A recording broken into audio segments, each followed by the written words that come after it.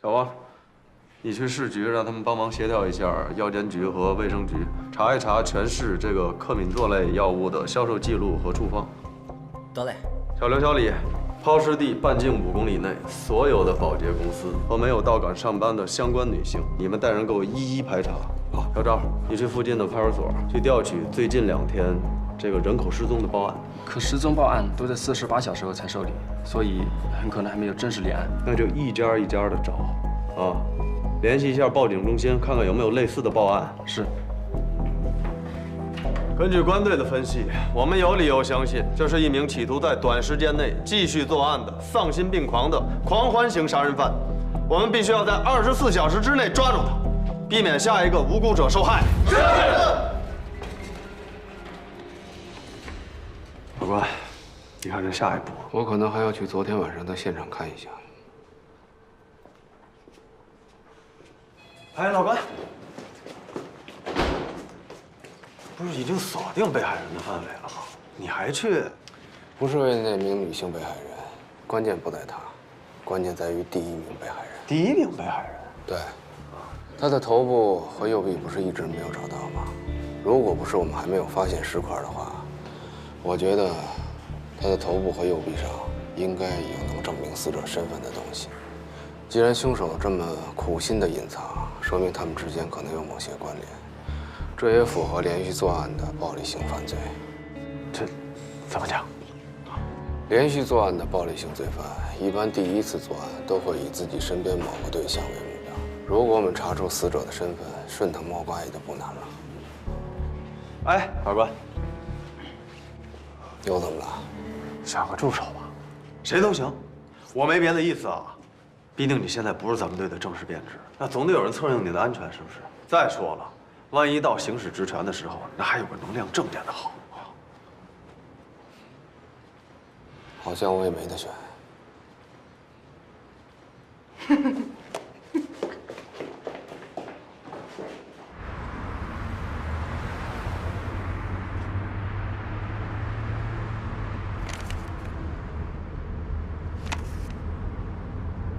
郭老师，昨天晚上我要说了什么不该说的话，你千万别往心里去啊。我就是……没事儿，应该道歉的人是我。不，都是我初来乍到，我应该给您道歉，给您添了那么多麻烦。不过您说那个保安说的话能作为排查方向吗？不能。啊？没有经过刑侦训练的人，容易出现所谓的目击缺失，也就是对看到的事物没法精确的复述或者回忆。那您还派我？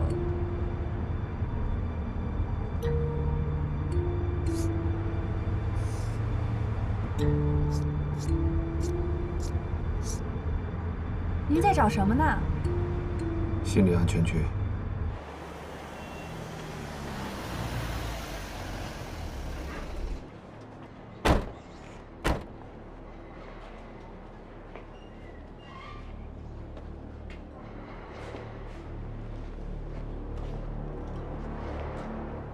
每个人都有自己熟悉的、经常活动的区域，也就是所谓的心理安全区。对于犯罪这种极端的行为，心理安全区就更加重要。大部分连续作案的凶手，头几次基本上都是在自己心理安全区之内。那怎么确定心理安全区呢？这个范围通常是以凶手的住所、工作单位，还有常去的娱乐场所为中心，向四周辐射。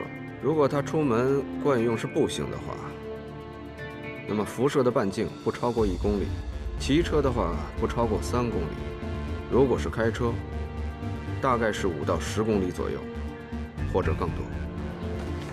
那如果是骑摩托车呢？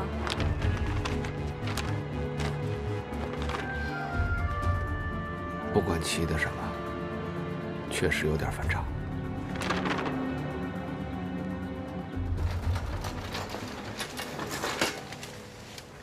目前这现场破坏的有点严重。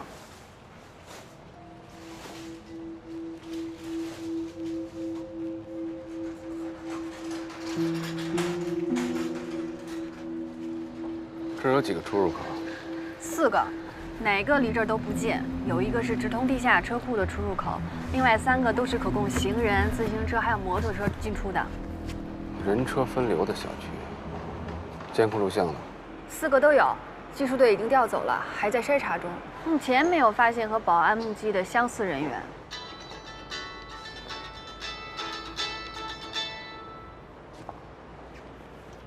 ？4个出入口，凶手为什么不走慢路？温老师，周队说找到了。女性被害人叫谢静，远洋国际的保洁员，今天没去上班，电话也打不通。她的身高体重都符合尸体的特征。她跟她哥哥一起住，2个人是从杭州来打工的。哎，对了，谢静最近交了个男朋友。好，我知道了。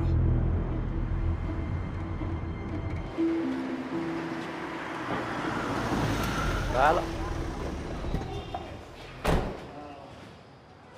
法官，进一步核查了吗？市局的核查报告，谢静2周前去妇幼保健医院去看过病，医生给她开了3种妇科药，其中就有这个克梅唑栓剂，不出意外的话，应该就是她。还有就是小区物业说啊，说这个谢静她哥哥呢平时足不出户，长得是又肥又胖啊，好像是他妹妹养的。怎么还不进去？房子还没送钥匙呢。不等了，破门进。先别急，这很有可能是一处分尸现场，而且不排除凶手就在里边。哼，说真的，我还巴不得他在呢。什么？图纸给我。哦。这就是谢静小区的平时结构图。这个谢静住的是一室一厅，破门进来呢，应该就是客厅，分3路，给我把住了厕所、厨房还有起居室，一定要保护现场的安全。如果凶手在，立马给我拿下。是。哎，你说这个凶手会不会还有什么特征？如果屋里有任何男人，那他就是凶手。那谢静男朋友要在呢？那谢静的男朋友就是凶手。你好，小区物业，有人吗？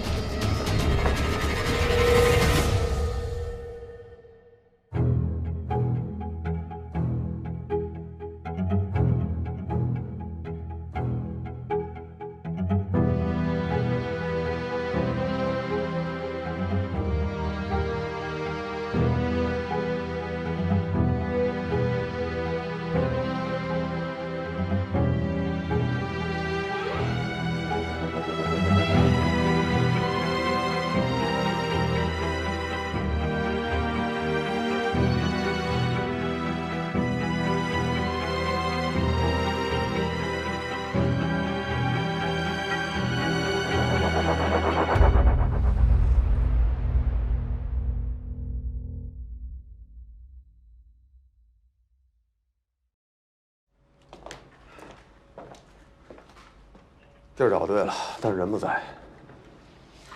让你的人出来吧，封锁现场。来，都出来了。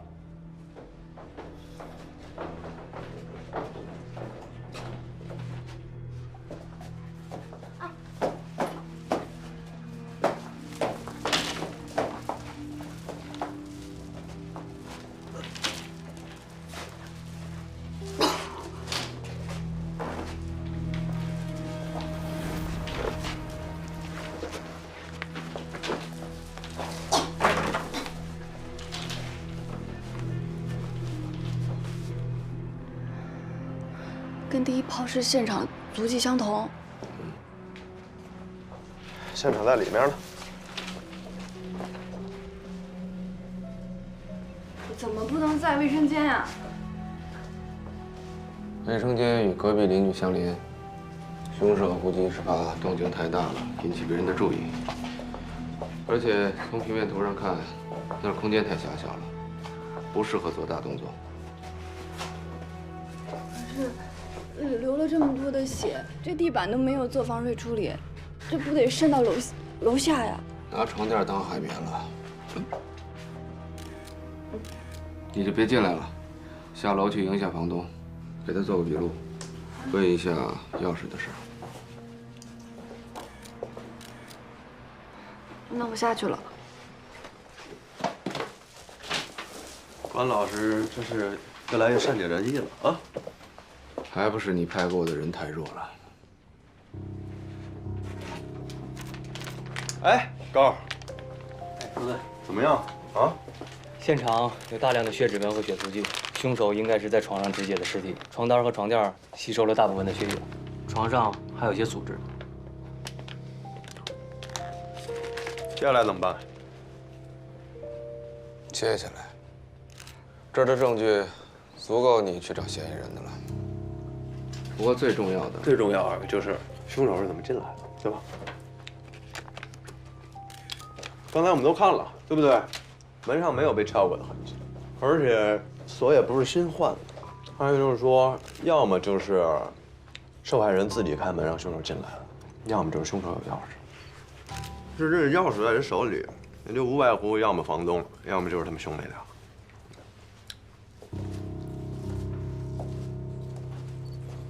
谢静的男朋友。不可能，这钥匙一共2把，一把在我这儿，一把在谢静和他哥那儿。可谢静万一私自找人配了几把呢？那我怎么知道？赶紧说说我这房子怎么啦？我劝您还是别上去的好。那我修房门的钱你们谁给我报销？总不能就这么给我把门砸了，算我倒霉吧？不是，您放心，我们肯定。那个保安啊，真看见了。看见什么了？他知道。一个穿着艳色服装的摩托车手。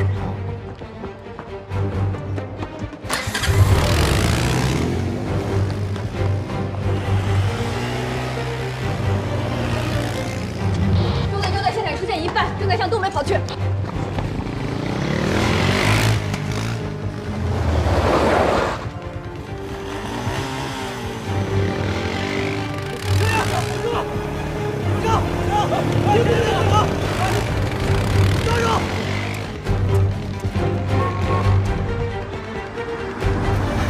前面什么特征？红白相间的皮衣，红黑色的头盔，然后黑色的摩托车。哎，周队，周队！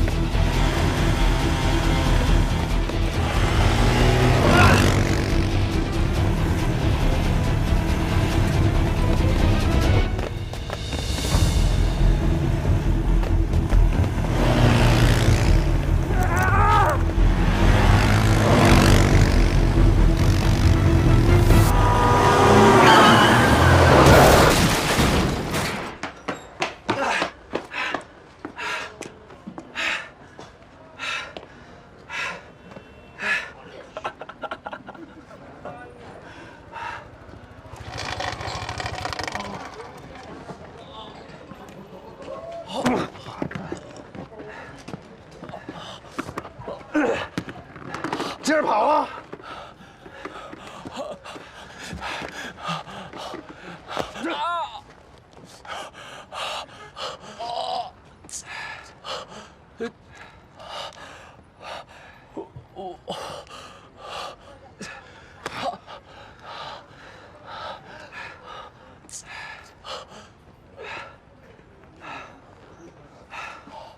喂，老关，我在永宁街东北口截获了嫌犯，啊，赶紧叫人来清理现场。对，终于知道他妈谢静长得什么样。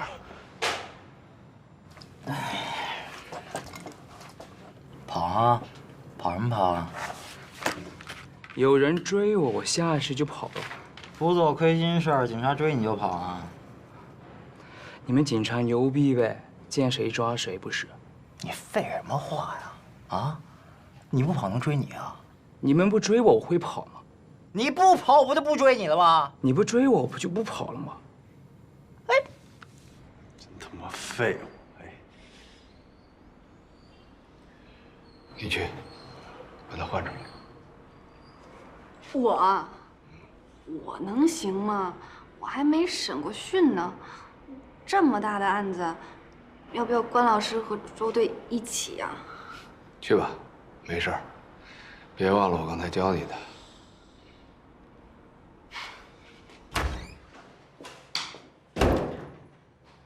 法官，你真放心这丫头片子？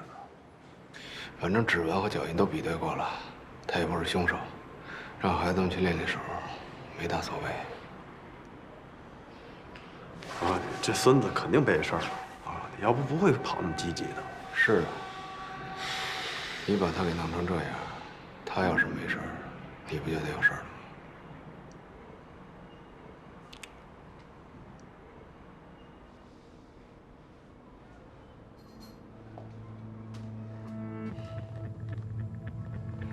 姓名、 5号年龄、 25，家住哪儿？丽景家园。家里几口人？我和父母一起住。我爸是环卫工人。今天去小区做什么？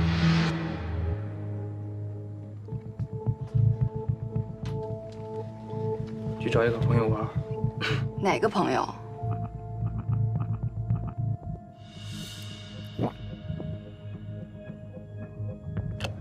知道我们为什么抓你吗？不知道。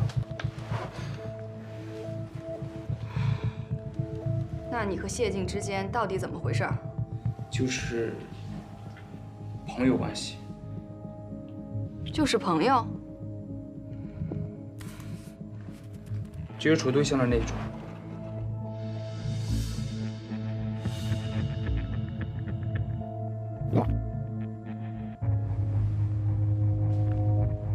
那你还不知道我们为什么抓你？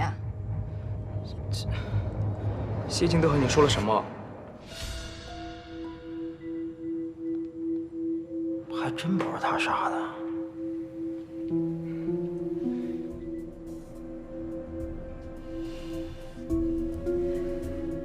你觉得他能和我们说什么？警察同志，你千万不要相信他说的，我只是负责找下家，车都不是我偷的，而且我早就打算不干了。成了，看来是个盗窃销赃的团伙，你这处分算是躲过去了。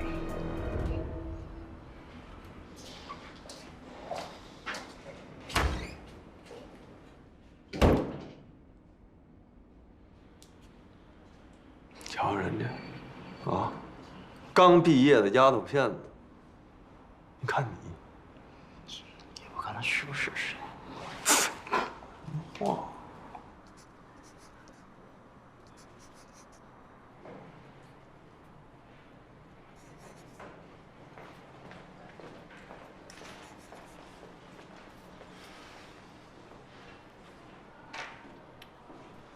这个谢静啊，发现她男朋友是摩托车盗窃团伙的，所以就威胁她，说如果再干，不但分手，而且还会报警。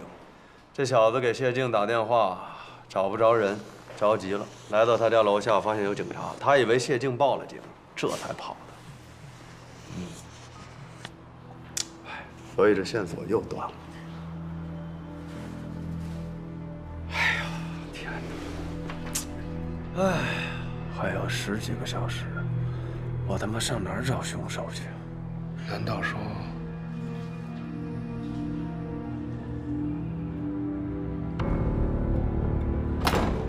协调网络公司进行排查，找一个原本几乎每天24小时都在线，最近没有登录的用户，然后走访各小区，找一个25到28岁之间，身高1.77米，体重90公斤，养猫，还手排挡车的独居男人。 走访各烟草销售点，找一个天天去买烟但最近没有出现、符合我之前说的标准的男人。可是周队，范围呢？如果是按照整个金港来排查，1年时间都不够啊。范围以抛尸地为中心，半径2公里内进行搜索，如果没有发现的话，就再扩大搜索范围，4公里、6公里、8公里，还他妈愣着？是！告诉你们，都给我打起精神来！还有10几个小时。 谁也不许请假，不许吃饭，不许睡觉，拉屎撒尿也不许。在没有找到第一被害人的住所之前，都他妈给我连轴转！快递呢？您是经理？有是吧？多吗？咱们那个随便看一下。可以。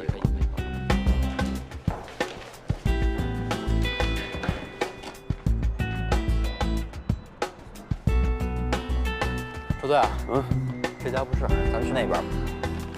走，查一下，就是你这个小区。哦，好，谢谢。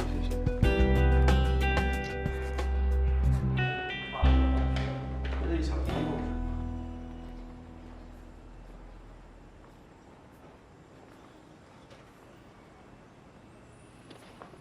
方老师，这都拆成这样了，我们还能找到什么呀？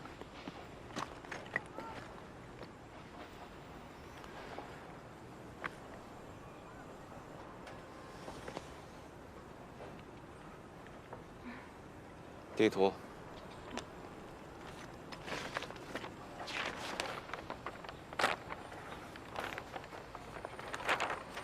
知道为什么让你放弃一线的行政工作吗？每天面对无数的现场勘验、尸检报告、监控录像、指纹啊、脚印、书证、物证、目击证言，你要不断地利用自己的刑侦知识做出判断和选择。 而这个判断一旦错误了，整个的行政方向就会受到误导。关老师是不会出错的。没有人敢保证自己从来不出错。如果我判断错了凶手的心理安全区的话，我不但抓不到凶手，有可能某些无辜的人还会因为我错误的判断而丧命。所以，一线的侦破人员。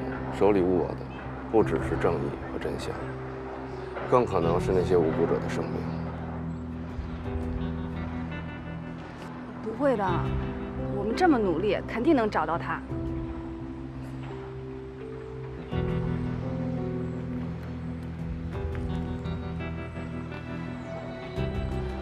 这世界不总是善恶有报的，做刑警的日子越长，破不了的悬案就越多。 以后你慢慢就知道了。关老师，你也有破不了的案子吗？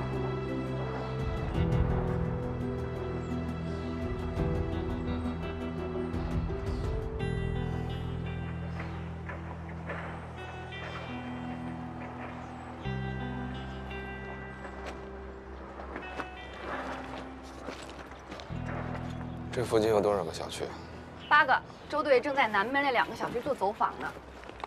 8个，他为什么会在这个地方抛尸？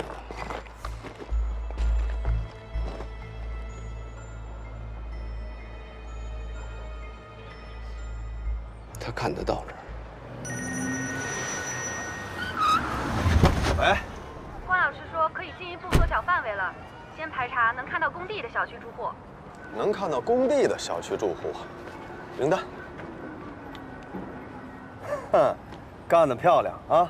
这样就把原来的范围缩小到1/4了，从90人还剩28个，现在还有18个。哎，只找看见工地的还有5个。就在这5个小区找手排档的车，范围锁定在院内。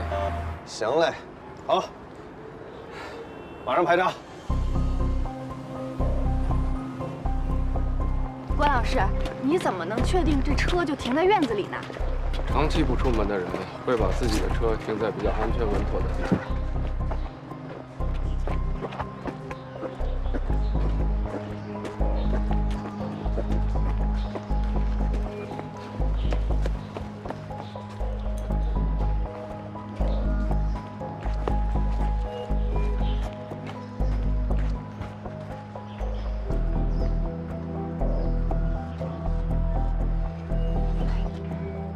老师，关老师，那有一辆手排档的车。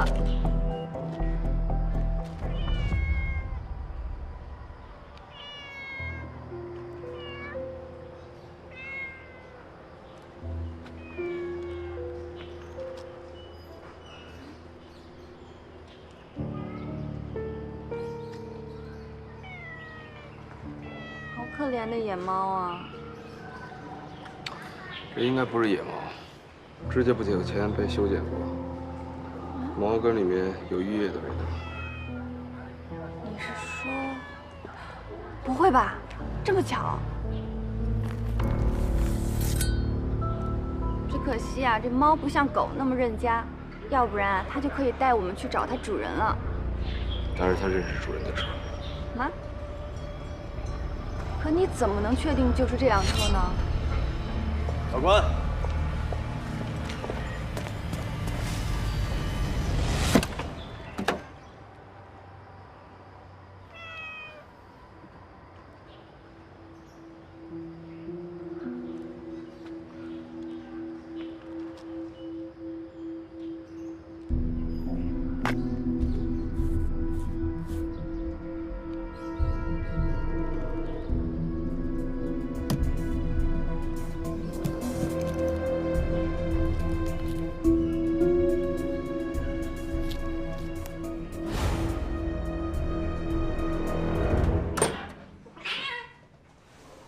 谁告诉你猫不认识家？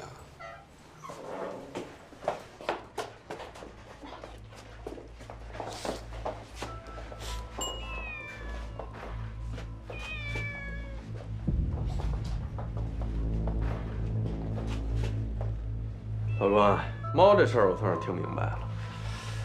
你是怎么确定这车是死者的呢？死者身高应该跟我差不多。我刚才坐在他车上的时候，觉得位置刚刚好。不过方向盘离座位的距离比较远，应该是个胖子。烟灰缸虽然是干净的，但是车顶的内衬有烟味儿。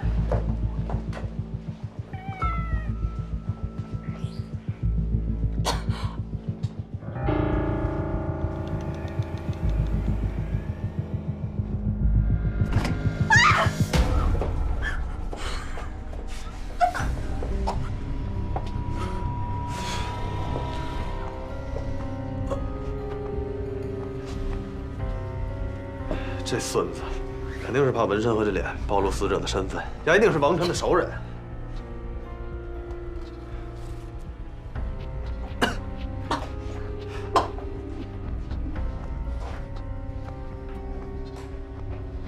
对，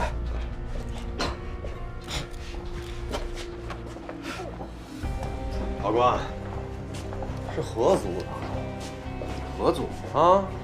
我还以为是他一个人租的呢，早知道就从合租查起了。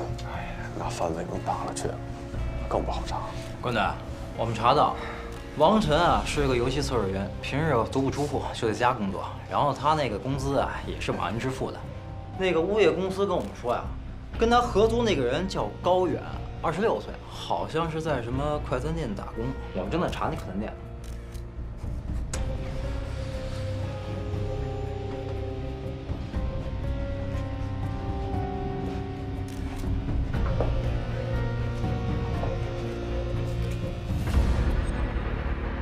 我去，这什么玩意儿？这应该是自制的肾透析仪器。有些尿毒症患者或者肾衰竭患者，因为治疗费用昂贵，会拿这种机器自己进行透析治疗。周队，嗯，房主的指纹已经提取出来了，现在还不能做精确比对，但是从斗和旗的分布来看，跟凶手的指纹基本吻合。凶手就是高远。要我说也别联系什么快餐店了，直接派2队过去抓人。如果这小子不在，就原地布控，等着他出现。他是给那家快餐店送外卖的。高远骑的是电动车，后面配备了外卖箱，用外卖箱转移尸块，绝不会引起别人的注意。之所以他不从正门走，从小区的缺口进入小区的垃圾场，就是因为那个小区根本不允许送外卖的进出。高远没有房间钥匙，很可能是谢静的哥哥订了外卖，所以他才能进屋。高远在杀害了谢静的哥哥，正准备分尸的时候，不巧谢静回来了，所以谢静才在门厅被活活的砍死。通知辖区的派出所便衣备勤，封锁小区所有的出入口，调取监控录像，看看这个高远到底什么时候出入小区。另外，让其他各组从快餐店一直到这儿沿途布控。这样，我现在去啊。好。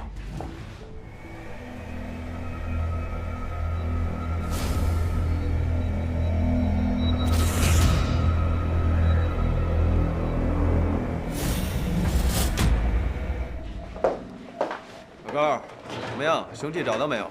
还没有啊。关老师，高远他为什么要杀人呢？他有什么作案动机吗？这个人与社会存在着明显的隔阂感，他有肾病，很严重，要付不起昂贵的医疗费，就只能自己治疗。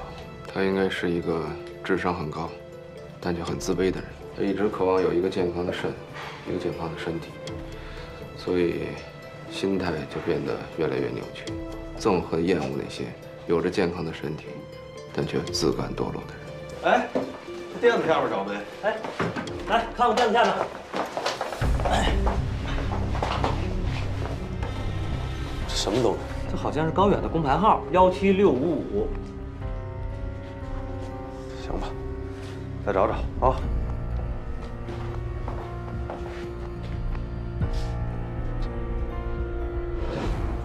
喂，我是刚才往您家送外卖的，我的工牌是不是落在您家里了？工牌号是17655，17655，17655。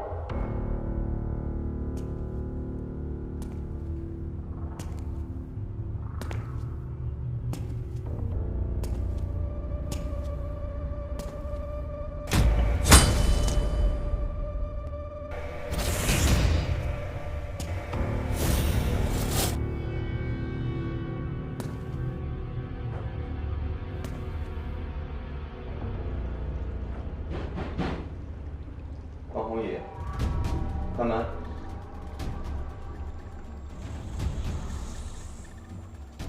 我知道你在里边。关宏宇，开门啊！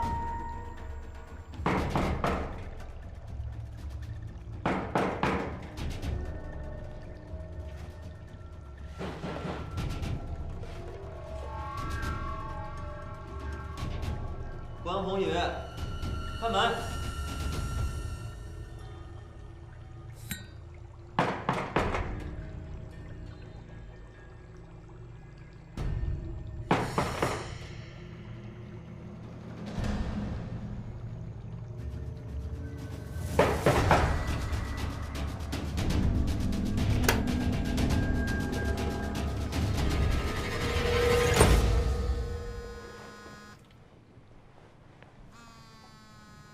关老师，是你电话吧？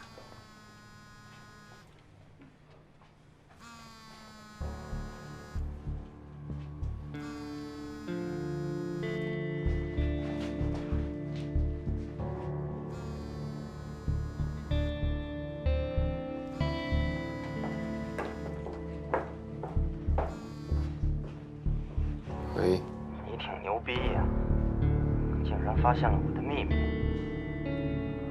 那你还不赶紧自首？不过，我也发现了你的，不，是你们的秘密。我告诉你，我现在就在你家呢。只要我发出任何的声响或打个电话，你们俩都得给我陪葬。我要跟你谈谈。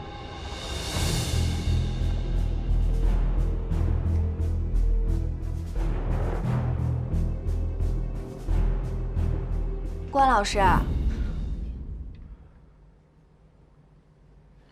你怎么了？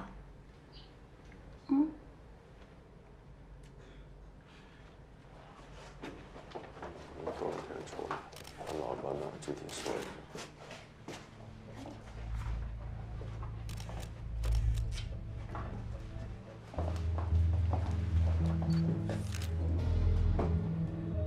怎么了，老关？啊？还没事。身体吃不消了吧？熬了一夜，赶紧回去休息吧。啊，你的任务完成了，这儿交我了。那我先走了。我要不要送关老师回家？不用了，你也一直没睡，开车不安全。慢点啊！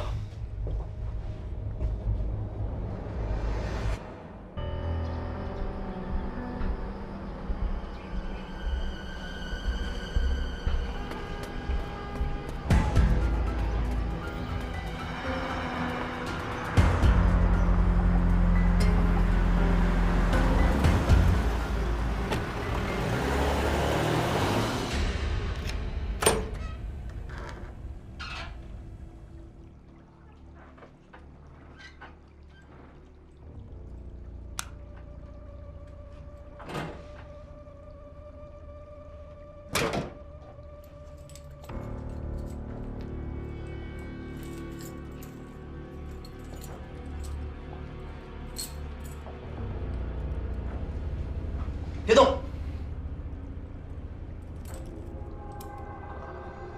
别动！玩这么大一局，我看看。哎，你们俩还真他妈比我牛逼呀！这局玩的够大的。我瞅瞅。 连脸上的疤了都一样，哎，一个警察，一个通缉犯，你们俩这双簧，唱的可真他妈绝了！为什么杀那些人？人？是什么人？王晨和谢静兄妹，别告诉我不是你干的。 你说说啊，每天把自己关在黑屋里边，不见天日，只有黑暗和潮湿才让他们觉得安全。这样的是人？不是，是蟑螂，脏兮兮的蟑螂。你就是蟑螂。王晨跟这事儿有什么关系？他他妈不就这样吗？啊？ 每天把自己关在黑屋里边，无所事事，关着灯，对着电脑，吃着外卖。你说像他这样，人生还有什么意义？没有，一点都没有。那你人生的意义有吗？那当然，我的意义就是在帮他们。蟑螂会自杀吗？不会，他们也不会。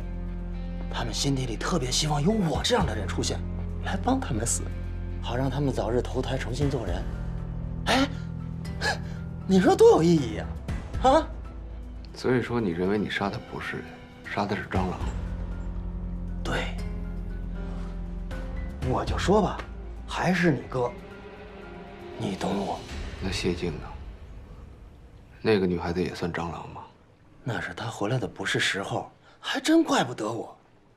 话又说回来了，一个天天供养蟑螂的人，也是在纵容他们浪费生命。他死的不冤，你说是不是？你杀了这些人有什么用？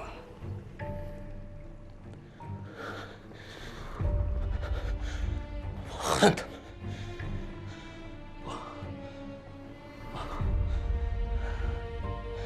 我羡慕他们。 我羡慕有一个有健康身体的人。这个世界太不公平，哪怕一个囚徒，一个乞丐，他们都有一个健康的肾。我呢？啊？我没有，我没有。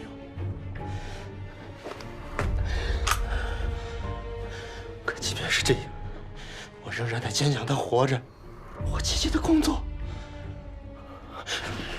而他们呢，明明有个好的身体，却蜷缩在阴暗的角落里，白白的浪费生命。他们不配活着，不配。你没有权利决定别人的生死。我他妈就这么做，别动！